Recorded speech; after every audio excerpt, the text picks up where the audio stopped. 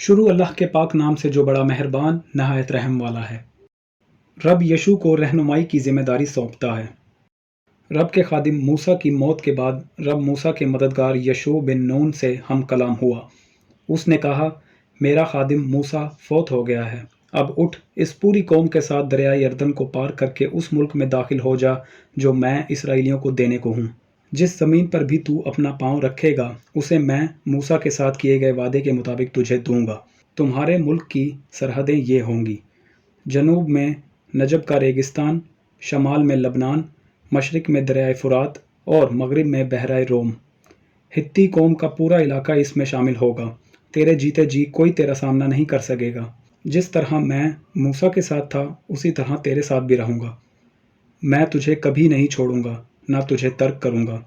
مضبوط اور دلیر ہو، کیونکہ تو ہی اس قوم کو میراث میں وہ ملک دے گا جس کا میں نے ان کے باپ دادا سے قسم کھا کر وعدہ کیا تھا۔ لیکن خبردار، مضبوط اور بہت دلیر ہو، احتیاط سے اس پوری شریعت پر عمل کر جو میرے خادم موسیٰ نے تجھے دی ہے۔ اس سے نہ دائیں اور نہ بائیں طرف ہٹنا، پھر جہاں کہیں بھی تو جائے کامیاب ہوگا۔ جو باتیں اس شریعت کی کتاب میں لکھی ہیں وہ تیرے منہ سے نہ ہٹیں۔